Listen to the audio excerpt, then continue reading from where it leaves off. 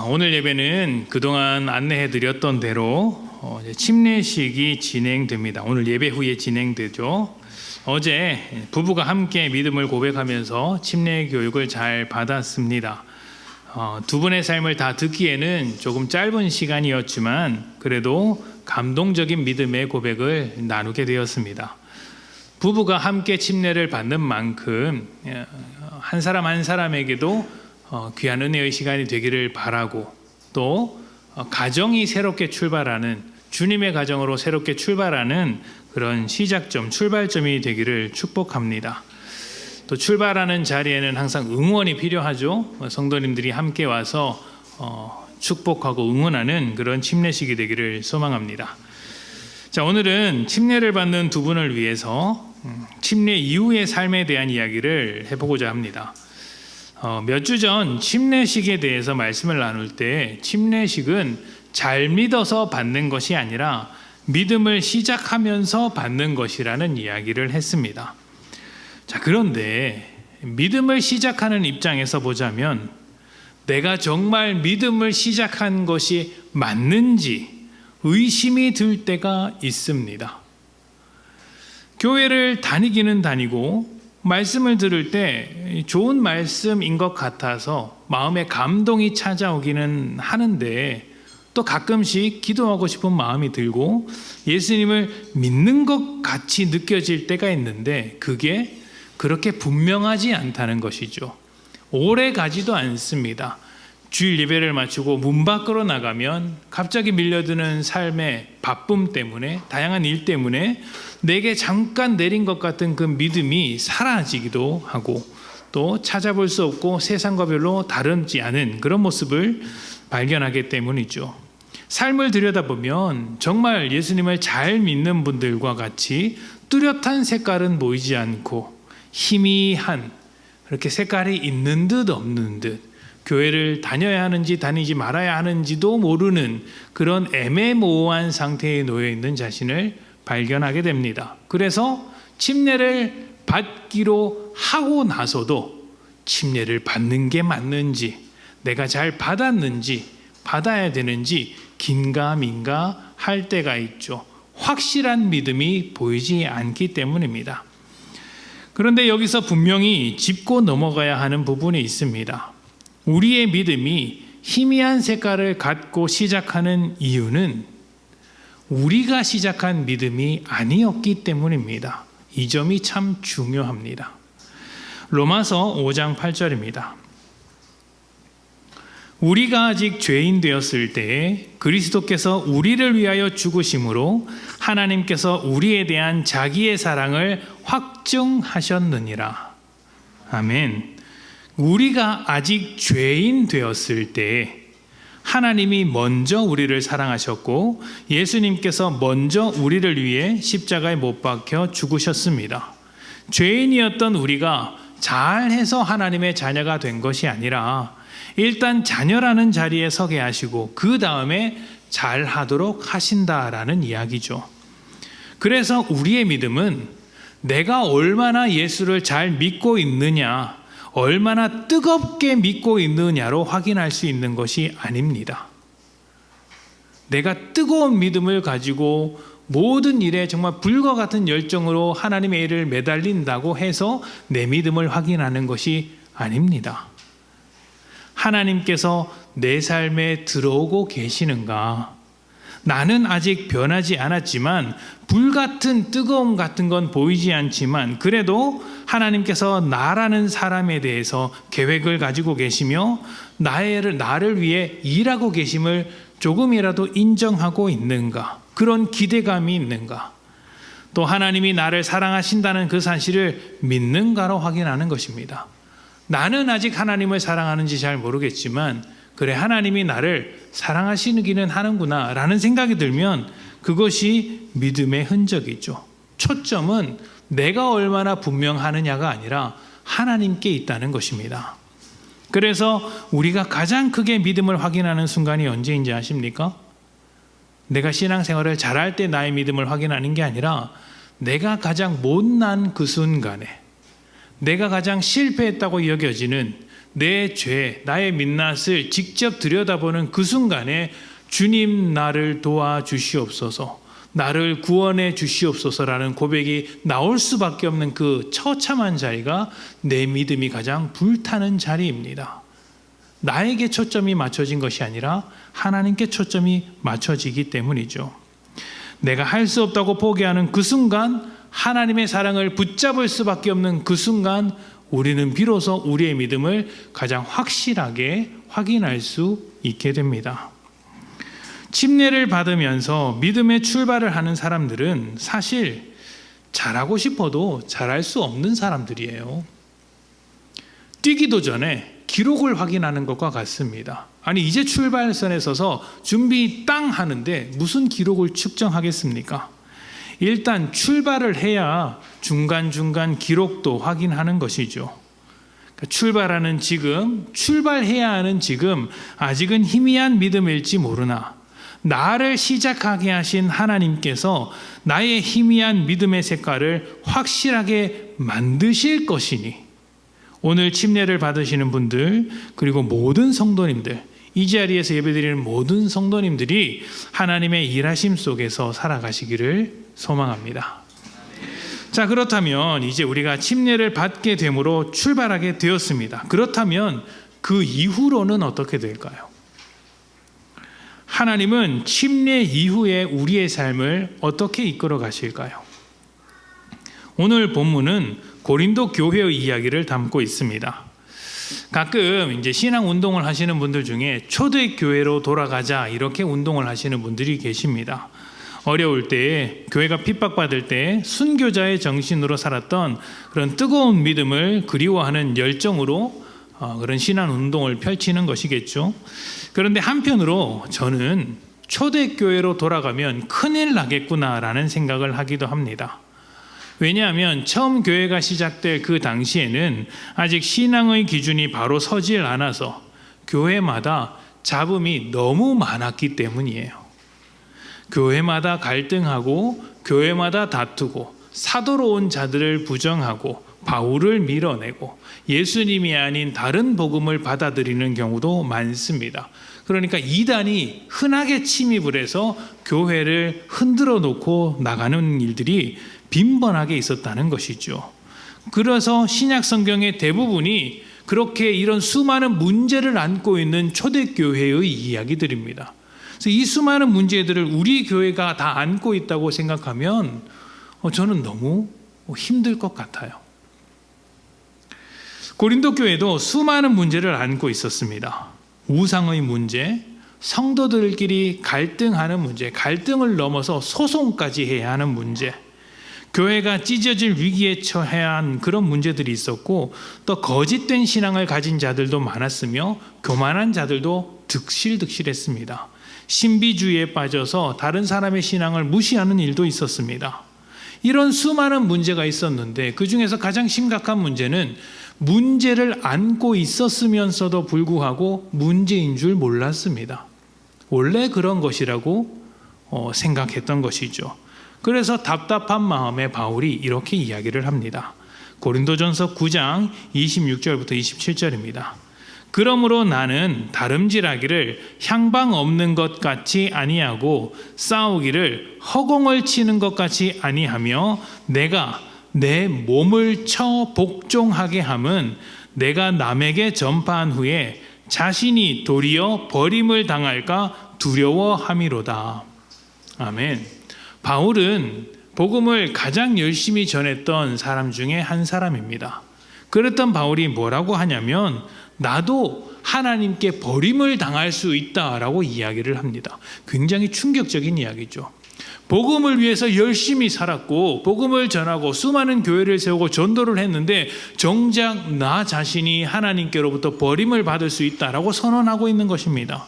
듣기에 따라선 구원받은 뒤에 또 다른 잘못을 저지르면 구원이 취소될 수 있는 것처럼 들리기도 하겠지만 바울이 하고자 하는 말은 그것이 아닙니다. 구원을 받은 것으로 만족해서는 안 된다. 구원 이후에 우리가 해야 할 일이 반드시 있다. 바울은 그것을 자신의 몸을 쳐 복종하는 것이라고 이야기했습니다. 풀어서 말씀을 드리면 우리는 죄인으로 시작했으나 구원을 받았으니 이제 우리의 몸에 남아있는 그 죄의 습관을 쳐서 버리고 하나님의 뜻에 순종하는 습관을 가지고 살아야 한다. 복음을 이렇게 열심히 전하고 너에게 말씀을 전하고 있는 나도 한순간도 놓치지 않고 하나님의 뜻에 복종하기 위해서 이렇게 열심히 하는데 너희는 너희 속에 있는 그 수많은 문제들을 왜 가만히 내버려 두고 있느냐라고 말을 하고 있는 거예요. 지금 고린도 교회에게 너희의 문제를 돌아봐라. 나도 이렇게 조심하면서 사는데 너희는 왜 너희의 문제를 가만히 내버려 두고 있느냐, 이렇게 강력하게 표현하고 있는 것이죠. 그리고 이런 말씀에 이어서 오늘 말씀이 나오는 것입니다. 자, 제가 읽겠습니다. 1절부터 4절. 형제들아, 나는 너희가 알지 못하기를 원하지 아니하노니 우리 조상들이 다 구름 아래에 있고 바다 가운데로 지나며 모세에게 속하여 다 구름과 바다에서 침례를 받고, 세례가 아닙니다. 침례입니다. 세례를 해도 되는데 침례입니다. 자, 다 같은 신령한 음식을 먹으며 다 같은 신령한 음료를 마셨으니 이는 그들을 따르는 신령한 반석으로부터 마셨으며 그 반석은 곧 그리스도시라. 그러나 그들의 다수를 하나님이 기뻐하지 아니하셨으므로 그들이 광야에서 멸망을 받았느니라. 아멘. 구원을 받고 누구보다 복음을 열심히 전하고 있는 자신도, 바울도 하나님의 뜻대로 살아가기 위해 날마다 노력하고 있다라는 이야기를 했던 바울은 그 뒤에 이어서 출애굽에서의 이야기를 꺼냅니다. 애굽에서 노예 생활을 하던 이스라엘이 홍해를 건넜습니다. 바울은 이 홍해를 건넌 사건을 두고 침례를 받은 것과 같다 이야기했습니다. 홍해를 받을 때 물속에 들어갔다가 나온 것과 같은 그림이고 우리 역시 침례를 받음으로 물속에 들어갔다가 나온 것 아니냐. 침례가 믿음의 출발이듯 홍해에 들어갔다 나온 저 이스라엘 백성들도 이제 하나님의 백성으로서의 삶을 시작하게 되었다. 그동안은 애굽의 노예로서 살았으나 이제 하나님의 백성으로서 새로운 자유를 얻었다 이야기한 것이죠. 그런데 여기서 하나님과 이스라엘의 목적이 다른 것을 보게 됩니다. 이스라엘의 목적은 노예 생활에서부터 벗어나는 것, 노예 생활일 때보다 조금 더 편안하게 사는 것이었습니다.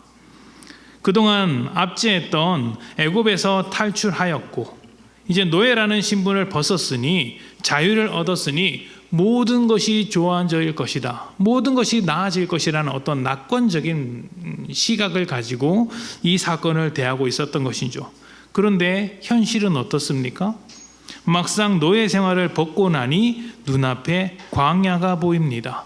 홍해를 건너 하나님의 백성으로 맞닥뜨린 첫 번째 삶이 물과 음식도 찾아볼 수 없는 광야 생활이었습니다. 그 답답한 현실이죠. 그런 현실 앞에서 그들이 했던 것은 불평이었습니다.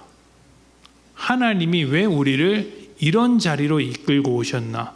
라는 불평이었고 이 불평 끝에 그들이 내놓은 해답은 우리가 다시 애굽으로 돌아가자.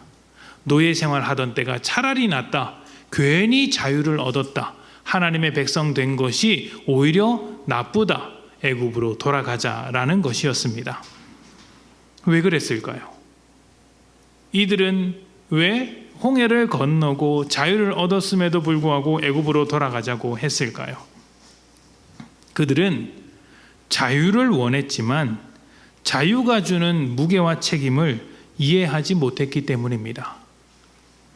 자유를 원하지만 자유민으로 살아갈 준비가 안 되어 있기 때문입니다. 자녀들을 교육할 때 이런 경우가 있습니다. 부모가 이런 저런 일을 하라고 시켰는데 자녀들이 안 하죠. 자기가 하고 싶은 것 하라고 합니다. 그때 부모가 몇 번 시키다가 말을 안 들으면 뭐라고 합니까? 그래, 너 마음대로 해라 라고 말할 때가 있습니다. 이게 무슨 말일까요? 엄청 무서운 말이에요. 너 마음대로 해라. 대신 책임도 네가 져라. 이거 아닙니까? 내가 시키는 대로 하면 부모가 책임지겠지만 네가 하고 싶은 대로 하면 네가 책임을 져야 한다라는 무서운 말이죠. 눈치가 있는 아이들은 아닙니다, 부모님의 뜻대로 하겠습니다 할 것이고, 눈치가 없는 아이들은 어떻게 하겠습니까? 아싸 하면서 자기 마음대로 하다가 호되게 당하는 것이죠. 지금 이스라엘이 이런 꼴입니다. 노예일 때는 주인의 책임 아래서 살아갑니다. 그 주인이 좋은 주인일 수 있고 나쁜 주인일 수도 있지만 어쨌든 주인의 책임 아래서 살아갑니다. 그래서 노예 신분일 때는 결정하고 선택할 필요가 없습니다. 시키는 일만 하면 되는 것이죠. 그러나 노예 생활에서 벗어나면 스스로 결정하고 스스로 선택해야 합니다. 책임을 져야죠. 이 스스로 결정하고 선택하는 문제가 얼마나 어려운 문제인지 모릅니다. 어쩌면 자유민으로 살아가는 것이 노예로서 살아가는 것보다 훨씬 어렵고 힘든 삶일지도 모릅니다. 이스라엘의 목적이 자유로워지는 것이었다면 하나님의 목적은 무엇이었을까요? 그들에게 자유를 주시되 자유로만 끝나지 않습니다. 하나님의 목적은 이스라엘에게 주어진 자유를 잘 사용할 수 있도록 하는 것, 자유를 어떻게 사용할 것인가에 대한 것에 있었습니다. 이스라엘은 애굽에서 오랜 시간 종노릇을 하면서 애굽의 문화, 우상의 문화에 깊이 젖어 있었습니다. 이런 상황에서 자유가 주어진들 애굽을 벗어나서도 우상의 지배를 받을 것이 뻔합니다. 그래서 하나님은 그들에게 주어진 자유를 하나님의 뜻대로 사용하도록 하기 위해 광야에서 애굽에서 이제 가지고 있었던 애굽 생활을 때를 다 벗겨내고 우상을 제거했으며 하나님이 얼마나 신뢰할 수 있을 만한 분인지를 가르쳐 주기 시작하십니다. 그래서 광야는 하나님을 알아가는 자리인 것이죠. 이 과정에서 이스라엘은 수많은 우여곡절과 실패를 겪게 되지만 실패하지 않는 하나님께서 애굽으로 돌려보내지 않고 끝까지 함께 하십니다. 그리고 하나님과 함께 할 땅, 가나안 땅으로 들어가게 하시죠. 침례를 받은 우리도 같습니다.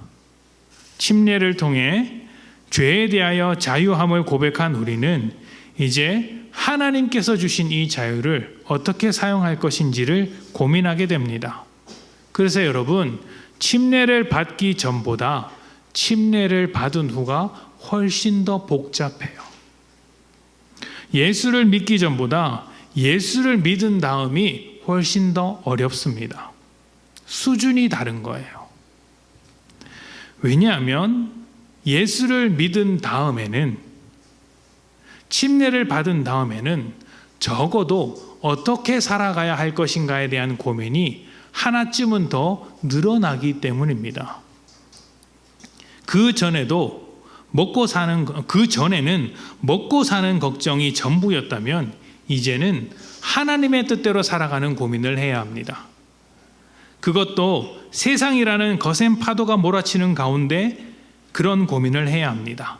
만만하지 않죠. 그래서 바울이 이렇게 이야기를 합니다.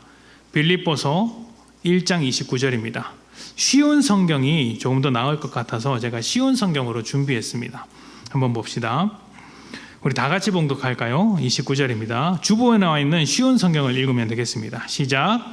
하나님께서는 여러분에게 그리스도를 믿는 특권뿐만 아니라 그리스도를 위해 고난받는 특권도 주셨습니다. 이 두 가지 모두 하나님께는 영광이 되는 것입니다. 아멘. 예수님을 믿고 구원받은 것, 하나님의 자녀가 되는 것은 대단한 특권이죠. 하나님의 자녀가 되는 것, 정말 대단한 특권입니다.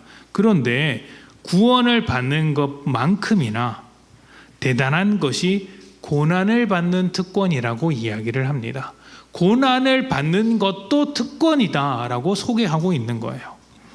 우리는 우리의 고난을 통해서도 하나님께 영광을 돌립니다. 왜 그런 일이 가능할까요? 우리가 겪는 고난은 받은 자유를 하나님의 뜻대로 사용하기 위한 책임과 고민으로부터 나오는 것이기 때문입니다. 우리는 침례를 받은 이후로 우리 삶에서 어떻게 하나님의 뜻을 따라 살 것인지를 고민하게 됩니다. 침례는 예수를 믿는다는 나의 고백이 아닙니까? 내가 잘한다는 고백이 아니라 잘할 것이다. 하나님께서 나를 잘하는 자리로 인도하실 것이다 라는 고백입니다. 내가 이제 예수를 믿기 시작했다라는 고백입니다. 그래서 침례 이후에는 내가 고백한 대로 예수를 믿는다라는 그 고백대로 살아가는 고민을 하게 되는 것이죠. 가정에서 이 고민을 시작하셔야 합니다. 우리의 가정이 하나님의 가정이라는 특권을 누리기 위해서 나는 어떻게 책임을 다해야 하는가? 나는 어떻게 고난이라는 특권을 가지고 있어야 하는가? 특히 부부 사이에서 하나님의 뜻을 따라 살기 원하는 나는 어떻게 해야 하는가? 어떤 대접을 받아야 하는가가 아니라 어떻게 내가 고난이라는 특권을 사용해야 하는가? 사랑하고 섬기고 품어줄 때도 있지만 여러분, 부부 사이에는 다투기도 해야 합니다. 다투는 일이 있어야 합니다. 다투지 않으면 그건 관심이 없는 거예요. 그러나 상대방을 증오해서 미워해서 다투는 게 아니라 주의 뜻을 따라가기 위해 넉넉한 마음으로 다투는 것입니다. 그렇게 하면 서로 다툴 때도 선을 넘지 않죠. 칼을 품고 다투지 않을 겁니다. 금방 풀겠죠. 이런 고민을 거의 모든 삶에서 해야 합니다. 교회에 대하여 하나님의 뜻대로 살아갈 책임을 가져야 합니다. 주일 예배를 지키되 주일 예배만 지키는 것이 아니라 교회 공동체를 위한 작은 섬김이라도 맡아야 하는 것이죠. 잘하는 것은 중요하지 않습니다. 하나님의 뜻대로 살아가는 것이 중요하죠. 잘하고 못하고 열매는 하나님께 달린 일입니다. 직장에서도 본이 되십시오. 믿는 자로서 성품과 실력 모두 갖춘 자가 되십시오. 남들이 마다하는 일도 맡아서 할 수 있는 실력으로 도움을 받는 자 되기보다 도와줄 수 있는 자가 되는 것입니다. 그리고 도움이 필요한 자가 언제든지 나에게 존중하는 마음으로 도움을 요청할 수 있도록 또 예수님을 닮은 성품을 갖는 것이죠. 그것이 직장에서 우리가 가져야 할 책임, 하나님의 뜻을 이루기 위한 책임인 것입니다. 여러분이 자유롭게 사용하고 싶은 시간과 돈에 대해서도 마찬가지입니다. 하나님의 뜻대로 사용할 책임을 가지십시오. 나의 시간과 나의 돈을 통해 하나님의 뜻을 이루어 가겠다 결단하는 것입니다. 주일 예배에 대한 책임, 11조에 대한 책임입니다. 그리고 내 것 중에 일부가 아니라 내 전부, 내 모든 것을 통해 하나님의 뜻이 이루어지도록 마음을 정하는 것입니다. 자, 그런데 여러분, 여기서 정말 중요한 것 한 가지가 있습니다. 우리가 자유에 대한 책임, 하나님의 뜻대로 사용할 책임을 갖게 되었을 때 내가 그 책임을 다할 수 있도록 만들어 가시는 분이 누구냐 하는 것입니다. 내가 잘하는 것입니까? 잘해야죠. 열심히 해야죠. 근데 내가 나를 만들어 가는 것입니까? 그러면 실패할 겁니다. 우리가 우리의 능력으로 그것을 하는 것입니까? 아닙니다. 그렇지 않습니다. 하나님이 하십니다. 하나님이 우리 속에 계신 성령으로서 가야 할 길을 알게 하시고 또 능력으로서 주의 뜻을 감당할 어떤 힘과 지혜와 능력을 더해 주시는 것이죠. 하나님께서 이스라엘을 홍해 건너게 하셨고 광야길에서도 인도하셨으며 가나안 땅에 들어가게 하신 것처럼 우리가 믿음을 시작하는 이 자리에 하나님께서 인도하셨고 또 우리가 가진 이 자유를 책임 있게 사용할 수 있도록 하나님께서 완성하실 것입니다. 우리가 하고 있으나 하나님께서 하신다는 것이죠. 앞으로 내 모든 자유, 내 모든 삶을 하나님의 인도하심에 맡겨 하나님의 뜻을 이루기 위해 책임감을 가져야 합니다. 그리고 우리는 이 책임감을 또 다른 이름으로 부르기도 합니다. 바로 사명입니다. 내 삶을 통해 주의 뜻을 이루어가는 사명, 그것이 자유를 어떻게 사용할 것인가? 자유에 대한 책임과 맞닿아 있는 것이죠. 침례 이후에 우리는 하나님의 뜻에 대하여 책임 있는 사명자로 살아가게 되는 것입니다. 침례를 받으시는 두 분, 이 말씀을 꼭 기억하십시오. 침례 이후에는 책임과 사명 있는 삶을 살아야 합니다. 이미 침례와 세례를 받으신 분들도 기억하십시오. 우리 모두에게 하나님의 뜻을 이루어야 할 소명과 사명, 책임이 있습니다. 이 책임과 사명을 잊지 마십시오. 버리지 마십시오. 놓지 마십시오. 그것이 세상과 우리의 차이점입니다. 세상은 향방 없이 자기 뜻대로 하고 싶은 대로 살지만 우리는 사명을 따라 살아가는 사람들이에요. 하나님의 뜻에 대한 책임을 가지고 살아가는 사람입니다. 그것을 위하여 주님 부르셨으니 그 부르심에 아멘하고 응답하는 것이죠. 오늘 이 침례식을 통해 우리의 삶을 통하여 믿음의 책임을 다하겠다고, 사명을 붙잡겠노라고 다시 한번 다짐해 보는 것은 어떻겠습니까? 침례를 받으시는 분뿐만 아니라 침례를 축복하기 위해 모이신 모든 분들이 다짐할 때 하나님께서 우리의 삶을 완성해 나갈 것입니다. 침례의 고백을 하나님께서 완성하실 것이니 여러분 꼭 그 자리에서 우리 함께 고백하도록 합시다. 하나님의 뜻대로 사명을 이루어가는 또 침례로서 믿음의 책임을 가진 우리 성도님들이 되시기를 축복합니다. 우리 함께 기도하겠습니다.